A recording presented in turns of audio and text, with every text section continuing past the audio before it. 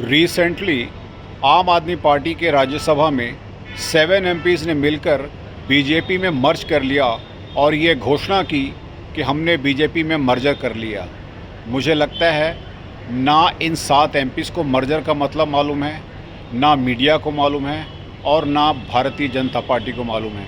और अगर बीजेपी को मालूम है तो वो शायद कहीं इग्नोर कर रहे हैं। ये पूर्ण रूप से इल्लीगल और अनकॉन्स्टिट्यूशनल है। अब इसके लीगल एस्पेक्ट को थोड़ा सा एनालिसिस करते हैं। अब लीगल एस्पेक्ट को अगर हम देखें तो इसके मर्जर के अगेंस्ट आम आदमी पार्टी चेयरमैन ऑफ राज्यसभा के सामने डिसक्वालिफिकेशन पिटीशन फाइल करेगी। और ये डिसक्वालिफिकेशन पिटीशन अगर चेयरमैन डेट देते हैं तो कम से कम इसमें 1 साल से 1.5 साल का टाइम जाएगा। और इसके बाद अगर वो इस फैसले को, क्योंकि ये बड़ा स्वाभाविक है कि ये फ़ैसला जो है गवर्नमेंट के फेवर में ही आएगा, यानी कि बीजेपी के फेवर में आएगा।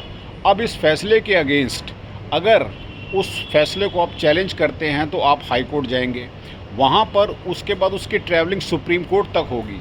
और इस पूरे लीगल ट्रैवल में कम से कम 4 साढ़े 4 साल का टाइम लगेगा।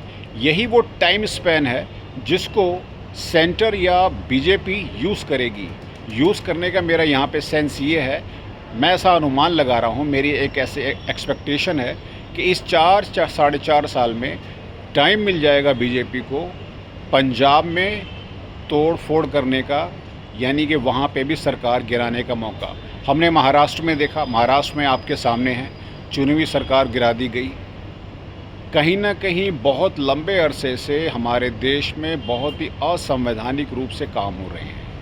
और आज कमाल की बात यह है, 27 अप्रैल 2026 में राज्यसभा चेयरमैन जी ने इसको मर्जर को एक्सेप्ट भी कर लिया, वो जानते हुए कि ये मर्जर अनकॉन्स्टिट्यूशनल है, ये मर्जर असंवैधानिक है, ये मर्जर गैर कानूनी है as per the provisions of schedule 10 of the constitution of India. Thank you. This is advocate K Singh from Krishna legal India.